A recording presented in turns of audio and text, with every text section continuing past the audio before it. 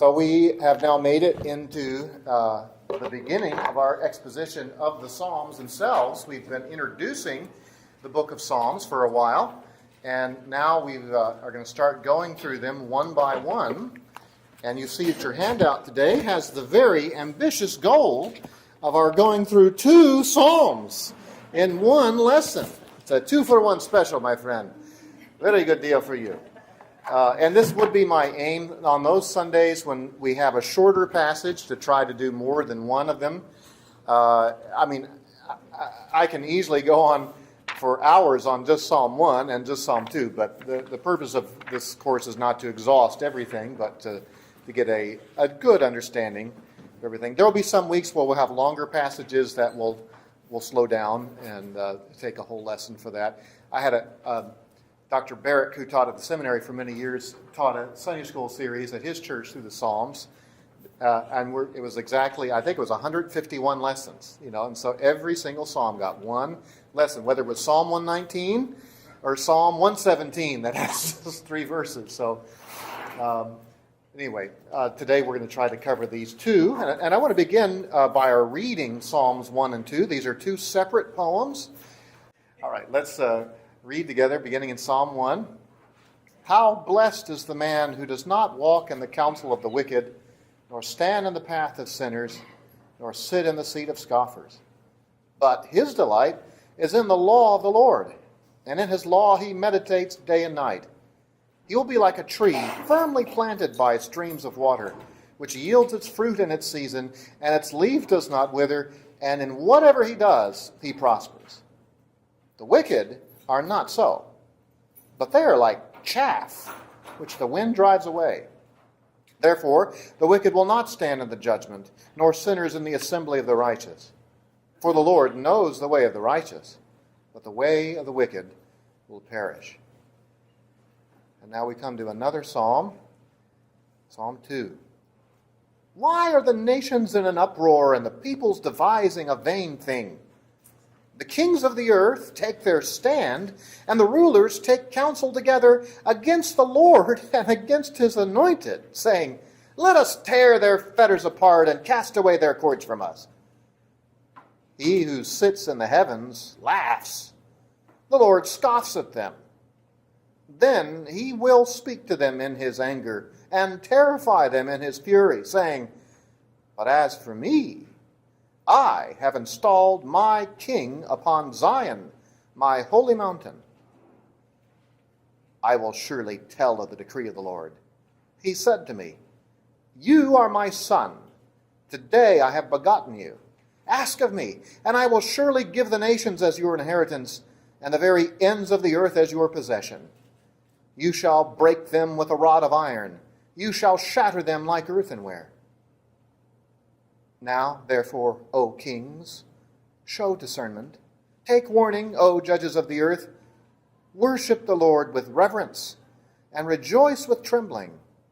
Do homage to the Son, that he not become angry, and you perish in the way.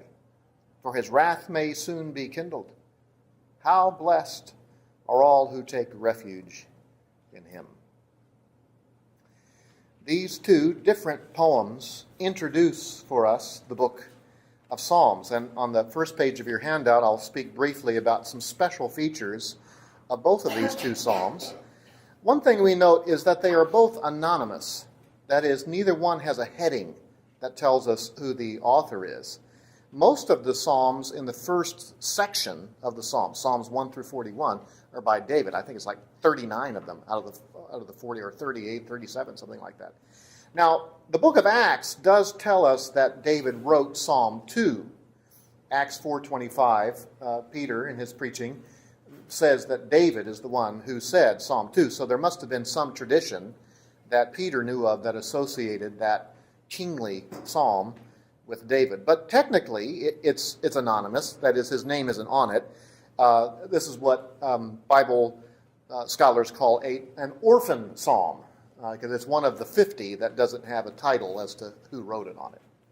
So they have that in common. They neither one have a heading. They are both instructional poems. They're intended not so much for worship or giving of thanks, but teaching. Both psalms teach readers how to follow the Lord, using both blessing and warning. Did you notice that Psalm 1 begins with a blessing? How blessed is the man. And Psalm 2 ends with a blessing. If you look at the end of the last verse of Psalm 2, how blessed are all who take refuge in him.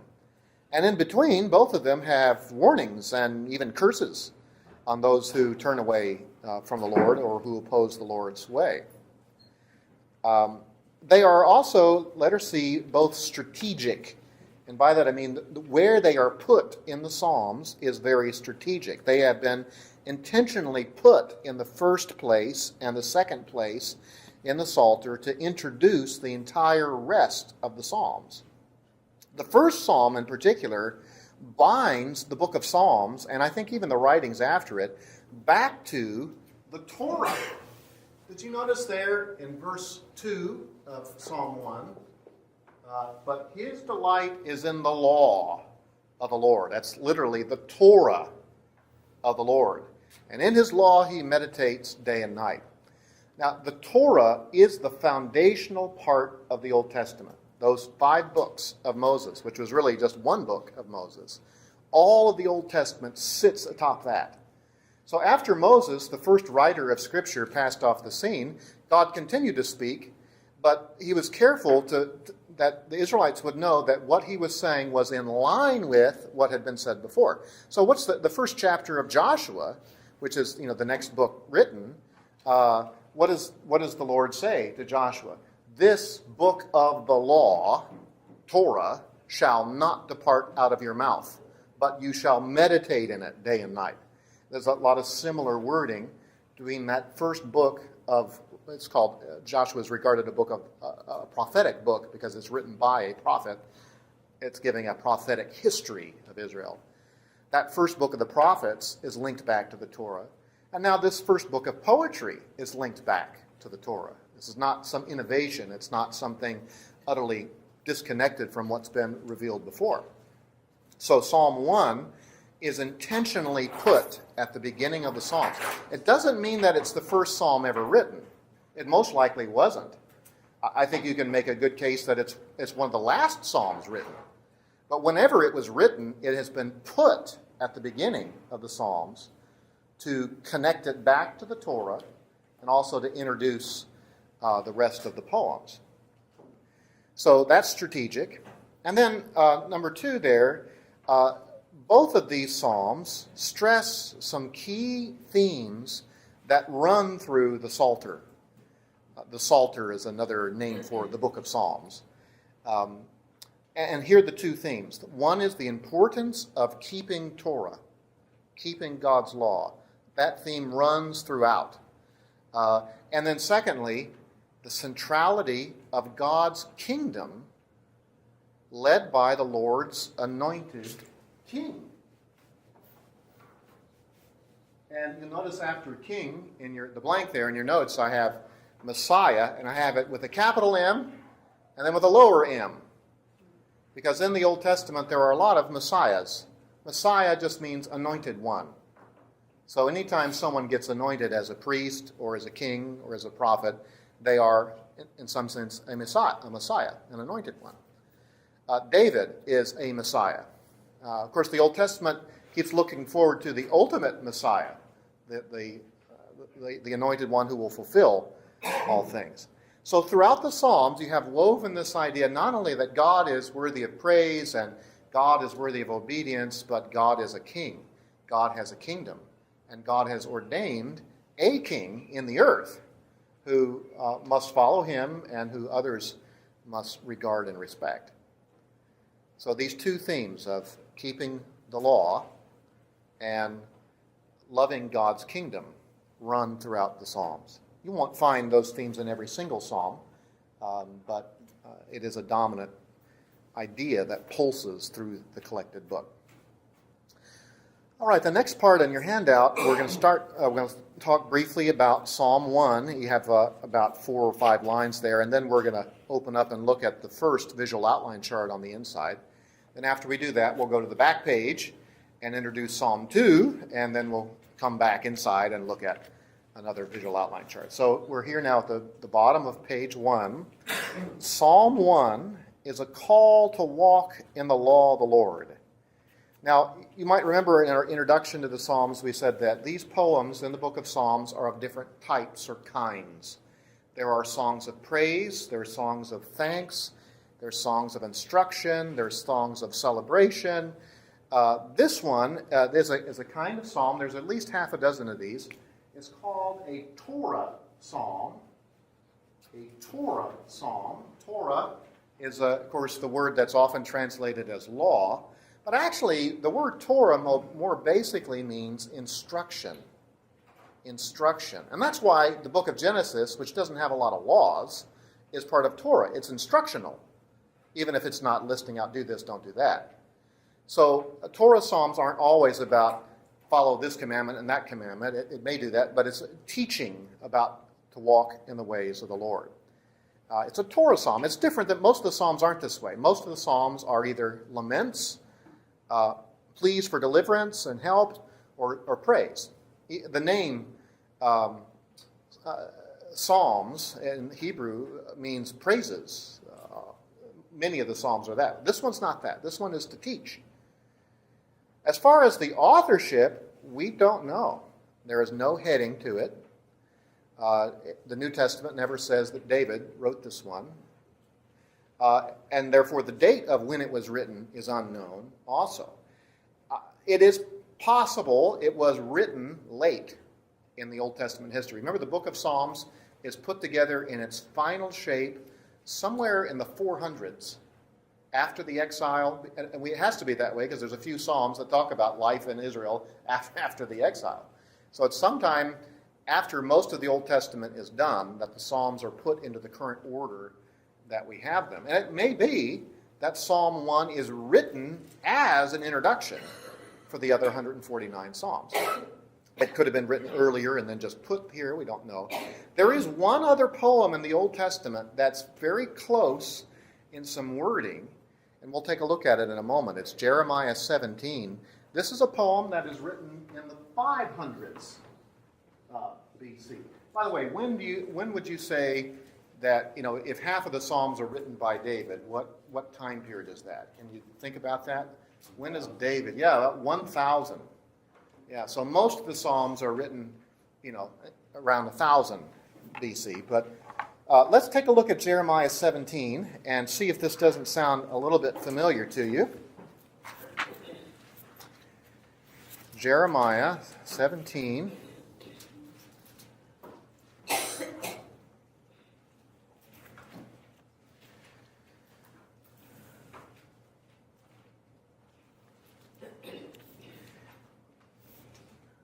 This is a part of a prophecy where Jeremiah is foretelling the fall of Jerusalem and the distress, and most people are going to be killed or taken away into exile, but the righteous remnant will know the Lord's favor even if they experience hardship in the time of distress.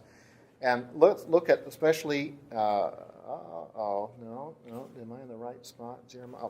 I'm reading out of chapter 17, that's why, 16. Chapter 17. Back up to verse 5 of chapter 17. Thus says the Lord, cursed is the man who trusts in mankind and makes flesh his strength, and whose heart turns away from the Lord. For he will be like a bush in the desert, and will not see when prosperity comes, but will live in stony wastes in the wilderness, a land of salt without inhabitant. Blessed is the man who trusts in the Lord, and whose trust is the Lord.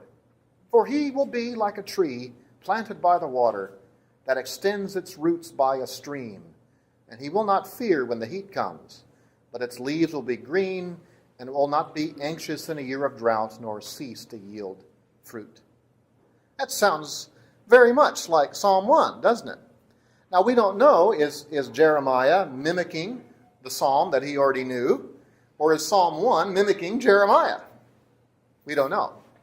But the idea, the imagery of this, so at least we can date one of these poems. This goes right around the beginning of the 500s, so that goes backwards. So this is 600 BC, 590 BC, somewhere in that region.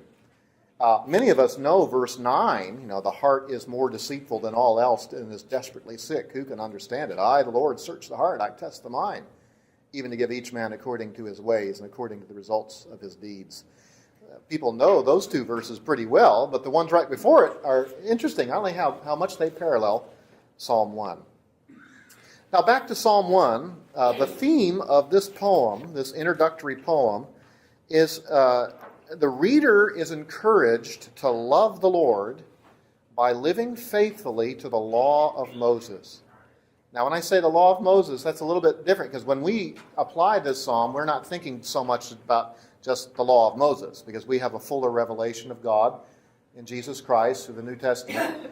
But let's think about, if you're an Israelite reading this poem, when he says his delight is in the law of the Lord, what he thinks about is Moses.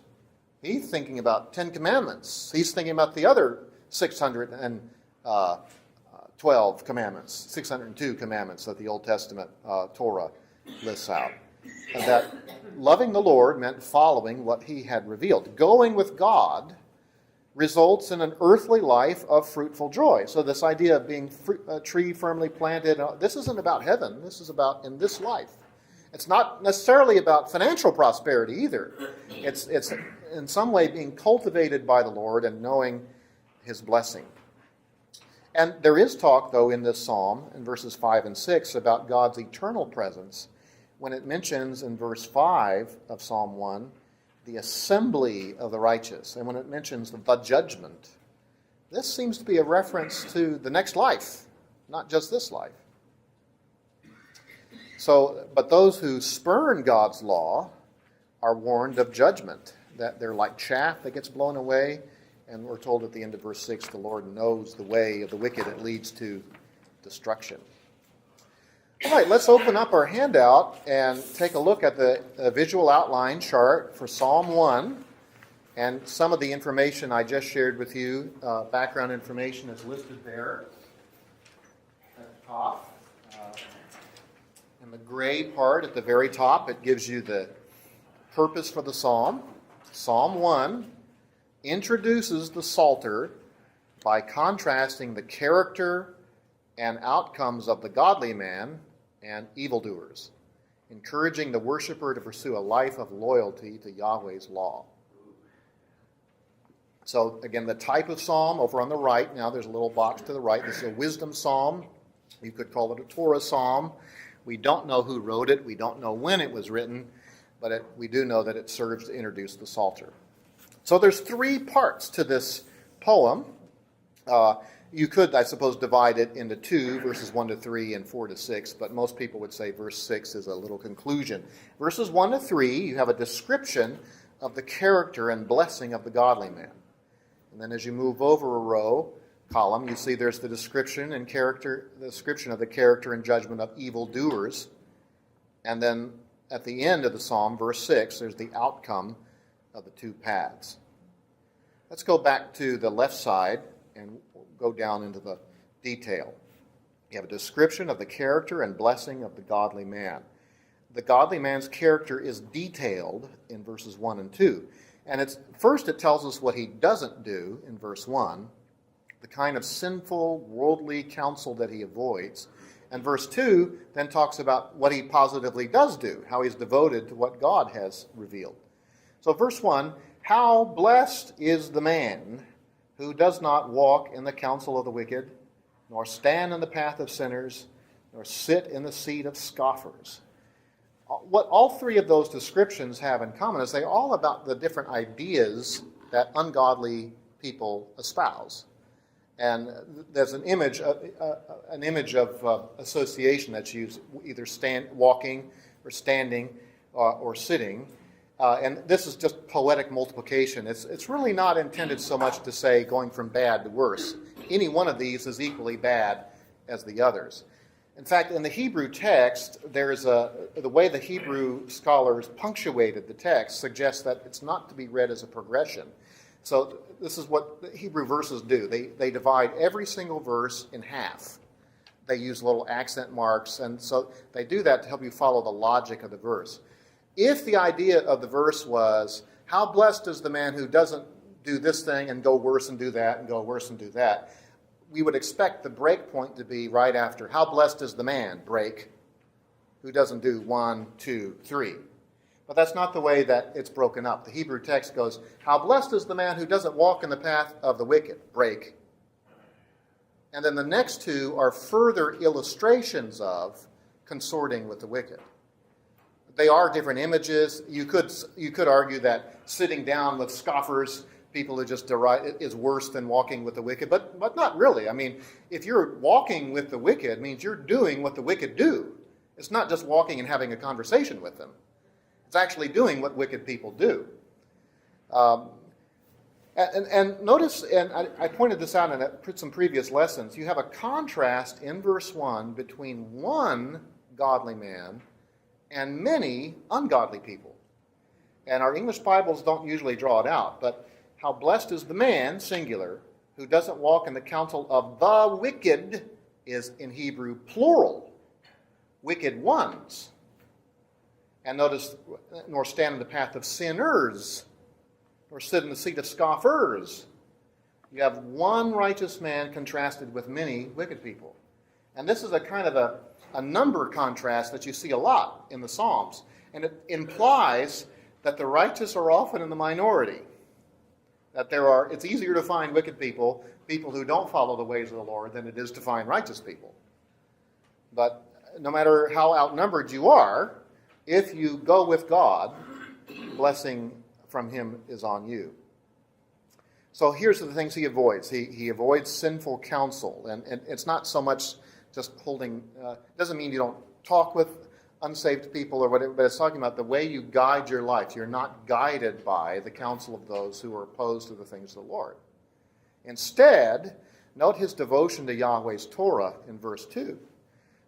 But his delight is in the law of the Lord, in the Torah of Yahweh. He loves to hear what it has to say. He loves to trust in what Yahweh says and to go in that direction, whatever the Lord instructs. And then there's the poetic repetition in the second half of the verse. And in his law he meditates day and night. This word meditate is a Hebrew word that, this will sound funny to you, but it means to mutter, to talk under your breath. I've heard it said many times that the Hebrew word means to chew the cud. Have you heard that before? And what's happened there is preachers have heard someone give an illustration, and then they thought that was the meaning of the word. That's not the meaning of the word. The word, it's an okay illustration. You know, cows, they chew on some grass, and then they swallow it, and then they chew it some more. That's an okay illustration, but it's not what the word means. The word means to mutter. It's, you know, those times when you're really preoccupied with something, you find yourself talking under your breath. You know, you're in the shower, and you're imagining some difficult conversation you have to have with your sister or with your boss at work or with someone like that. And you start practicing, you know, what you're going to say. Sometime I get a good answer. I heard once there's a similar word to what the cows do, because they have a third stomach and they are regurgitating, they're chewing on it, they're thinking about it. Yeah, it's an illustration, but it's not what the word means. It is a good illustration, but it isn't what the word means. The word actually just means to mutter. To talk to yourself? To talk to yourself. Yeah. Premeditate? Premeditate. Well, maybe. This is the same word used in Joshua 1:8. This book of Torah shall not depart out of your, and it doesn't say heart, it says mouth. And the reason it says mouth is, but you shall meditate in it. You shall mutter it day and night. That's why it says it's in your mouth, because of this word of muttering. Could singing the songs be the same idea? Sure. Your mind is thinking about it. That's right. Because remember when David said, my soul, why are you cast down? You know, you shall yet hope in the Lord, or however that goes. That's right. And, you know, he was talking to himself. Well, and I think the way this psalm introduces the rest of them is, how can I meditate? What's one way I can meditate on the Lord? Singing songs like these. And that's one way that this psalm introduces all the rest of the others. So here's his character detailed. And look at verse 3. Here you've got the godly man's blessing is imaged, pictured as a tree. It's a tree that is cultivated by Yahweh. He will be like a tree firmly planted by streams of water. The picture here, I know all our devotional art is beautiful, where there's a raging river and a mighty oak standing on the edge of the river. That's a beautiful picture, but that's not what the psalmist is thinking about. Because the word for planted here means transplanted. And the streams of water are not natural streams. These are canals. These are irrigation ditches. That just doesn't sound as pretty in translation. But the picture is an orchard. And the Lord is cultivating an orchard. He's making it so that whatever is planted there will grow. We are in God's orchard when we love Him and love His Word. Cultivated by Yahweh, and the result is all this fruitfulness. You know, it yields its fruit in its season. That's what trees are supposed to do, aren't they? You know, its leaf doesn't wither. That's what a good tree does, isn't it? And whatever he does, he prospers. You know, whatever trees are supposed to do, they do it. So in the Holy Land, when David was writing this, he could perhaps be thinking of that. That's what the transport idea. Yes. Rather than the trees by the river. That's right. That's right. It's actually the word? Yes, transplant. That's right. Does Psalm by any chance have any bearings to what that verse says?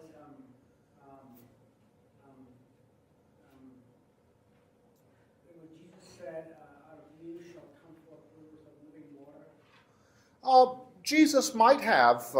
It's kind of a different image because there's not a tree there, but there is an idea of abundance. That's the similarity. You think it's a correlation between that? Just a little bit, yeah.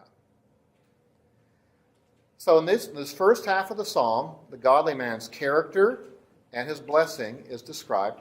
Now you come to verses 4 and 5, where the shift now goes over to the wicked. And you have the description. Their character isn't so much described as it is implied, but their judgment is spoken about more. Verse 4, the fate of evildoers is imaged as chaff.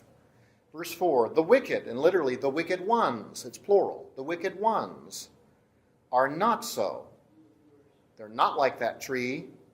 They're also not like verse 2. They don't focus on the law of the Lord. The wicked in every which way are not that way. If we're going to think of an image of them, well, verse 4, they're like chaff, which the wind drives away. If you ever worked in the field with grains or even with nuts, you know, you have to husk them open, and then even inside a nut, there's that little bit of skin, and you ideally want to get rid of that. So the way you do it is you toss it up in the air, and you let the wind blow the husk away. Because, that stuff is totally useless. It doesn't taste good. It gets in the way of development. And then even when it blows, let's say it all blows over in a pile. What do you do with it? You can't, if you burn it, it cracks, and it's no good for anything. It's absolutely useless. It's fruitless. It's rootless. It's a very short verse, but it implies a lot about the final benefit of living a life apart from the Lord.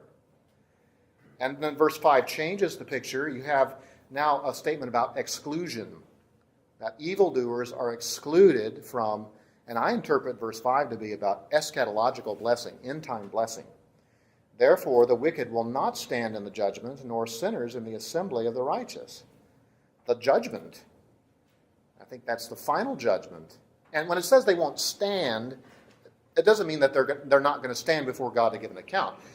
It means they have no legal standing in God's judgment to say, oh, well, I should be excused because of this, or look at all the good that I've done.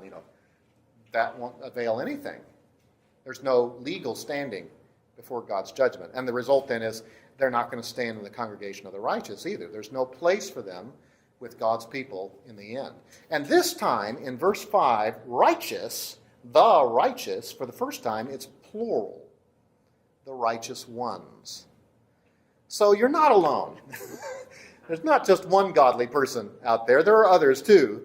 And it'll be obvious in the final day. And then we come to the last little part of the poem. Verse 6 is a conclusion, talks about the outcome of these two different paths.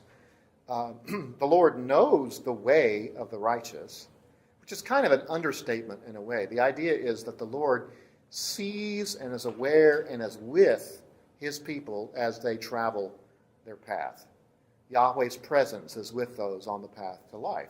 And the path ultimately leads to him, but even before they get to him, he knows where they are. He knows what lays ahead.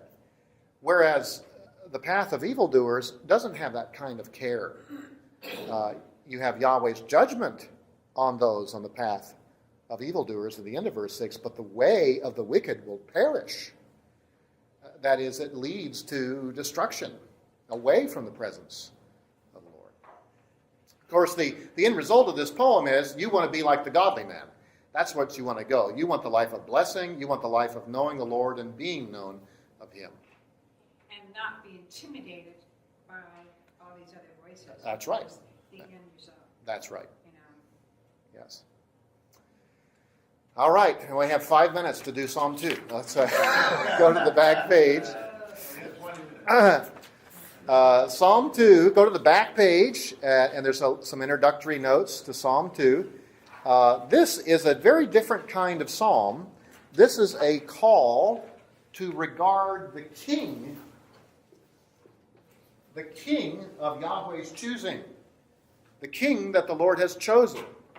And the type of psalm, this is what's called a royal psalm, because it's a psalm about the king that God has anointed. And it's a psalm about the king, but it's also mixed with instruction about what people ought to do when they learn about this king.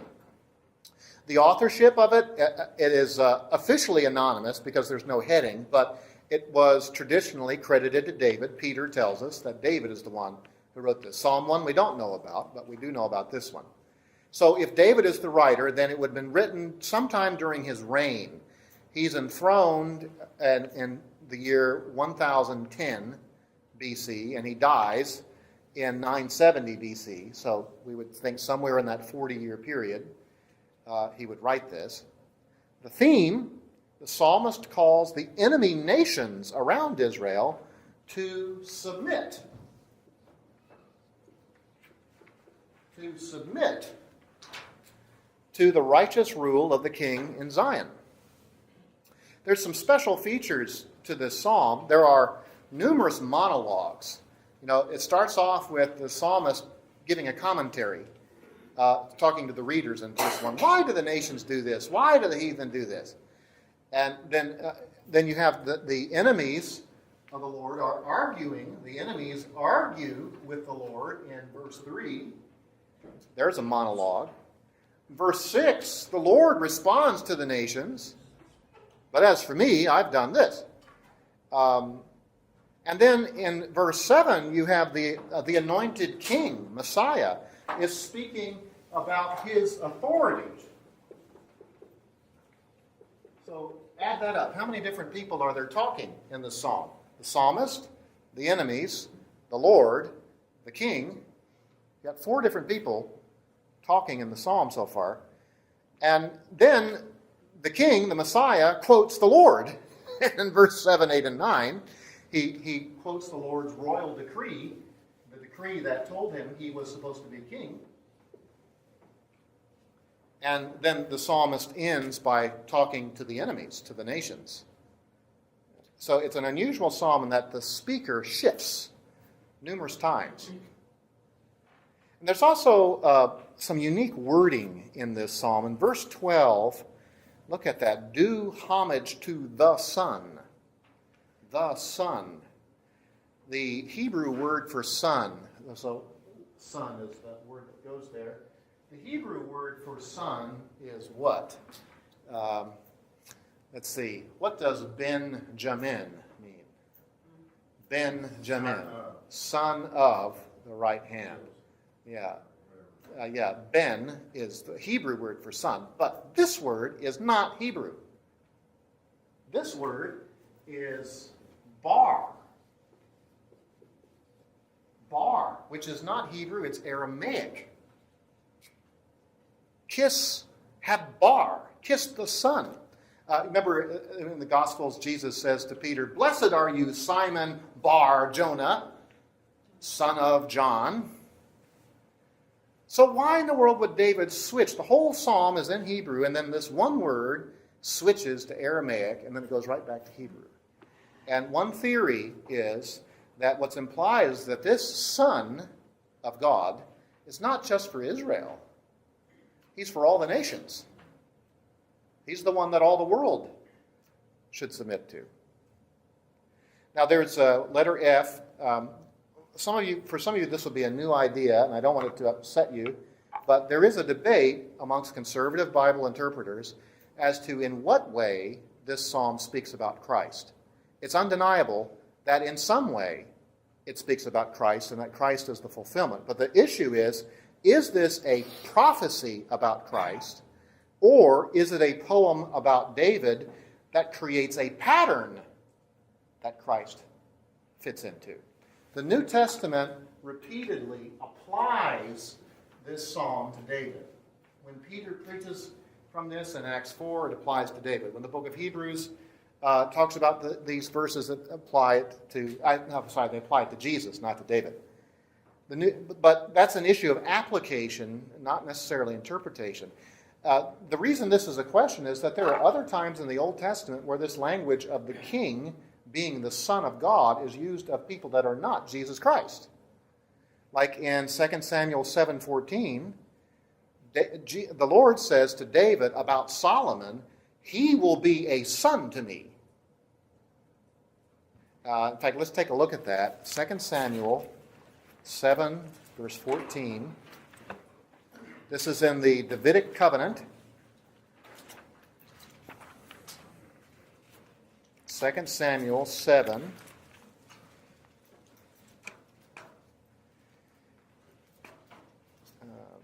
Back up to verse 12. "When your days are complete and you lie down with your fathers, I will raise up your descendant after you, who will come forth from you, and I will establish his kingdom. He shall build a house for my name." That's the temple. "And I will establish the throne of his kingdom forever. I will be a father to him, and he will be a son to me. When he commits iniquity, I will correct him with the rod of men and the strokes of the sons of men." See, it's hard to make that about Jesus, isn't it? It seems to be about Solomon. In some way, Solomon is God's son, small s, not the eternal Son of God, not part of the Trinity. But so you see, there's some other spots where this language of sonship is used of the king of Israel, that in some way the king is adopted by God. He's God's special representative on earth. Now, the New Testament, again, repeatedly applies this to Jesus. So it's very clear that Jesus fulfills this psalm. The question, though, is does he fulfill it as a prophecy, or does he fulfill it as a pattern? That is, that the poem is originally about David and his descendants, but they all fall short of filling full the words. But David's greater son fills it full. There was a pattern set by David, and Jesus fully fills it in. So you'll find that commentators and study Bibles will present both of these ideas. I'm inclined more to take this poem as a prophecy about Jesus than a pattern, but the other view is not a heretical thing. It's just maybe different than what you've heard. Can I go just a few minutes? All right. Keep going. I need time before 11 o'clock, so I can't go all the way. But let's take a look at the outline chart. The purpose statement up at the top. David urges enemy nations to cease resisting Yahweh and to submit to his king in Zion, the one anointed to rule the nations and bring blessing to all who believe. So it breaks up into 4 parts. There's 12 verses, and there's 4 sections of 3 verses each. It's very symmetrical. You'll notice, let's look at the top row, the next row, and look at those 4 sections. You have the psalmist's commentary in verses 1 through 3, the unbelievable rebellion of the pagan nations. And then after that, verses 4 through 6, you have the response of Yahweh. his immovable determination to establish his kingdom. I don't care what the nations of the earth are going to do. I'm going to establish my kingdom and appoint my king. And then verses 7 through 9, the speaker shifts. It's now Messiah speaking, the anointed one. And he talks about the heavenly appointment that he has to be Zion's king. And then the end of the psalm is the psalmist, David, speaking again. This time he's speaking to the nations directly, mercifully calling them to follow the Lord. So back over on the far right side, you have verse 1, the psalmist's unbelief at the coalition's rebellion. Why did the nations do this? Why did he? And it's not a crying sort of thing, oh, why did they do it? It's like, can you believe what they're doing? How ridiculous it is that they would try to mount opposition to the Lord. And verse 2, and 3, you see the king's foolish plan to rebel against Yahweh's king. There's a coalition of nations in collision with the Lord and with his Messiah. They take their stand. They counsel together against Yahweh and against his anointed. That's the Hebrew Messiah right there. Now, the New American Standard has capitalized anointed. They did that because they take this psalm to be a direct prophecy about Christ. And then in verse 3, here's their cry of rebellion. Let us tear their fetters apart and cast away their cords from us. They view this idea of this king ruling them as being like slavery. And so we don't want to have any submission to them. Now we come into the second section, verses 4, 5, and 6, the response of Yahweh. And he is just unmoved. He's not worried by this mounting army. So Yahweh is actually amused at the king's rebellion in verse 4. He who sits in the heavens laughs. The Lord scoffs at them. And it's not a sinister sort of laugh. Wait till you see what I do to you. It's just like, are you kidding me? And so Yahweh's plan to establish his rule is unchanged, verses 5 and 6. There's an attitude of damnation on the enemies of the kingdom. The Lord will speak to them in his anger, terrify them in his fury. And what will terrify them is his determination to establish his kingdom and to lead it his way. And so in verse 6 is a declaration of institution of the king of Zion. This is the announcement from heaven that says, this king is my representative on the earth. But as for me, I know what you're saying and what your plans are. Let me tell you what my plans are. I have installed my king upon Zion, my holy mountain. Now, then you come to the third major section in verse 7, and the speaker changes. And we only know it as you keep reading. You figure out, okay, this is not the Lord in heaven speaking. This is the king on Zion speaking. And so this is the decree of Messiah, about Messiah, how the Lord has appointed him. At the beginning of verse 7, the Messiah says, I will surely tell of the decree of the Lord. This is what the Lord decreed, what he declared. He said to me, quote, and now beginning here, Messiah recites the edict of heaven, ordaining him as king. The first thing that's said is that he is adopted, a royal adoption. You are my son. Today I have begotten you. When kings of Israel were enthroned, there was the image that they were God's adopted son, that they were God's representative on earth. Of course, in the sense of Christ Jesus, it's doubly rich because he is eternally God's son. And yet, when he's enthroned as king, there's this added sense of adoption. Just like we are born again into God's family, but there's also a sense we're adopted into his family. It's not either or, it's both and. You are my son. Today, on this day of enthronement, you are adopted as my royal son. And then Yahweh invites him to inherit the kingdom.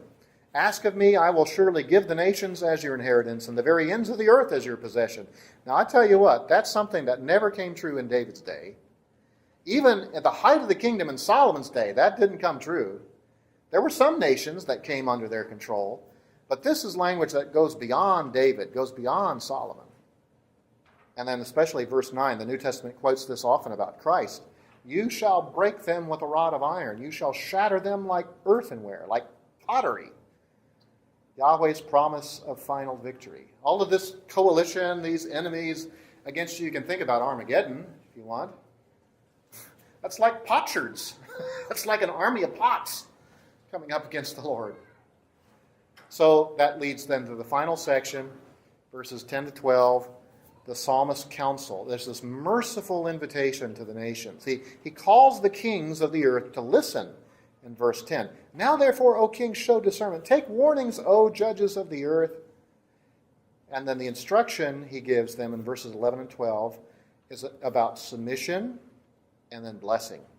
And it begins with a heartfelt worship of Yahweh alone. Worship the Lord, not Baal, not the gods of your own making. Worship Yahweh with reverence and rejoice with trembling. So this isn't just bow down and get ready to have your head cut off.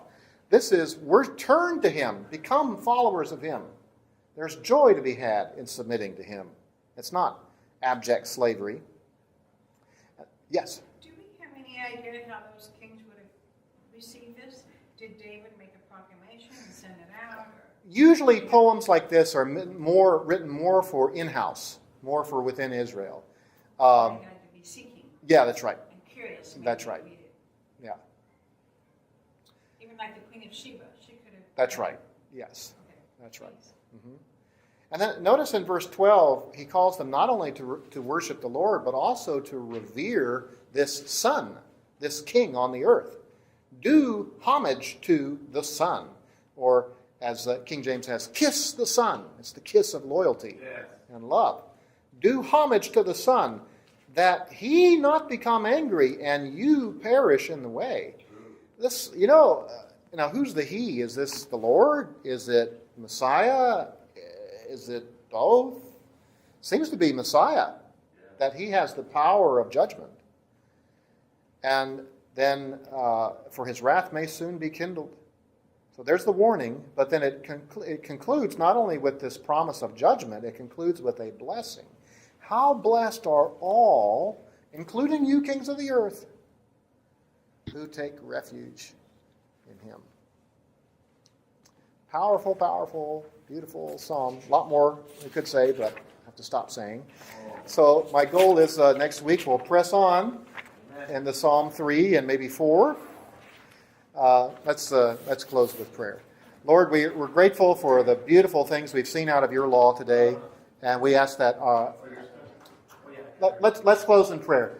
We ask, God, that you would bless these words to our heart, and that we would be encouraged to follow our good King Jesus and await his coming. We pray it in his name. Amen.